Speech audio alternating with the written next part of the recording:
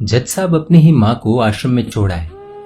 आश्रम में माँ पर नजर रख सके इसलिए उधर के चौकीदार से दोस्ती कर ली थी और कुछ पैसे दे दिए थे। जज ने चौकीदार को अपनी दिल की बात आंखों में आंसुओं के साथ बता दी कि घर में पत्नी है जो माँ के साथ बदतमीजी से पेश आती है और पत्नी के कहने पर दोनों बच्चों ने माँ से बात करनी ही बंद कर दी। माँ को अकेलापन लगने लगा और इन सब वजहों से दिन भर रोती, इसलिए उसे आश्रम छोड़ने के लिए आ गए। तो चौकीदार ने कहा, जज साहब आपके सामने सारे सबूत थे कि कौन सही और कौन गलत है, लेकिन अपनी ही माँ के साथ न्याय नहीं कर पाए तो औरों के साथ क्या न्याय करते होंगे आप। ये बात जज साहब के दिल को छुप गई। चौकीदार की इतनी सी बात का इतना असर हुआ कि 2 रात नींद नहीं आई, 2 दिन से खाना नहीं खाया और कोर्ट भी नहीं गए।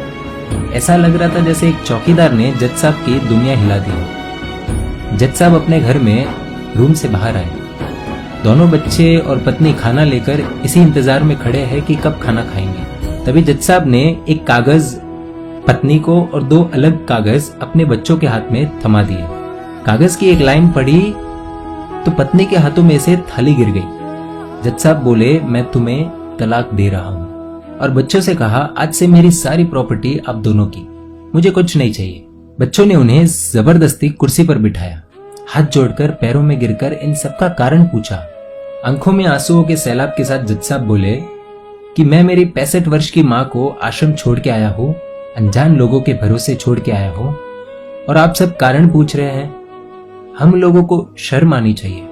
रोज मेरे कोर्ट से आने के बाद माँ रोती थी कि बेटा प्लीज मुझे ओल्ड एज होम में शिफ्ट कर दो। आप में से किसी ने भी माँ से सीधे मुंह बात नहीं की और ये भी भूल गए कि जिस जज को आज पूरा शहर सलाम करता है, उसी जज को बनाने में उस माँ का कितना बड़ा रोल है। कभी दूसरों के घरों में काम करने जाती तब भी मुझे अकेला ना छोड़ती। ऐसी भगवान समान माँ को मैंने आश्रम में छोड़ दिया, और वो भी ऐसे लोगों के भरोसे जिन्हें ये तक नहीं पता कि माँ को क्या बीमारियां है। खुद को कोसते हुए जज साहब कहते हैं, दूसरों पर फैसले सुनाने वाला आज मैं खुद हार गया। मैं जज नहीं बल्कि गुनाहगार हूँ, और मैंने जो गुनाह किया है वो शायद कानून तो माफ कर देगा, लेकिन ईश्वर के कोर्ट में वो कभी माफ नहीं होगा। ये कहते हुए जज साहब बोले कि अब मैं अपने पापों का प्रायश्चित करने जा रहा हूँ। मैंने अपना सब कुछ आप लोगों को सौंप दिया है और अब अपनी माँ के साथ आश्रम में रहूंगा और उनकी सेवा करूंगा। पत्नी से जज साहब ने कहा कि याद रखना, आज तुमने उस माँ को आश्रम भिजवाया, तुम भी एक माँ हो, कल तुम्हें भी कोई आश्रम भेजेगी, तब तुम्हें मेरे इन शब्दों का अर्थ सही मायने में समझ आएगा। ये बोलकर जज साहब निकल लिए अपनी माँ के पास। आधी रात को चौकीदार भी जज साहब को देखते हुए चौंक गया। अंदर देखा तो माँ सो रही थी। करीब जाकर देखा तो पूरे परिवार की तस्वीर से लिपट कर रोते हुए माँ सो गई थी। आश्रम का प्रशासन भी जाग गया, क्योंकि पीछे पीछे माँ और बच्चे भी आ गए। उन्हें ये एहसास हो गया कि उन्होंने क्या पाप किया है। तभी आश्रम की एक कर्मचारी बोली, हम इन्हें आपको नहीं सौंप सकते, क्या पता कल आप इन्हें मार दो तो। ये सुनते ही जज साहब की पत्नी को दिल में बहुत दर्द हुआ।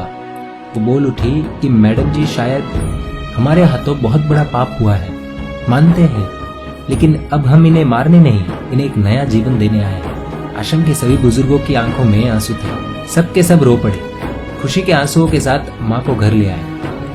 लेकिन वही आश्रम में अनेक आंखें ऐसी थी जो किसी न किसी का इंतजार कर रही थी। दोस्तों, इस कहानी का उद्देश्य तो आप सब समझ गए होंगे, इसलिए शेयर कीजिए और हर घर तक इस कहानी को पहुंचाइए, क्योंकि माँ तो माँ होती है। सब होगा तुम्हारे पास पर सुकून नहीं होगा। सुकून सिर्फ माँ के आंचल में होता है।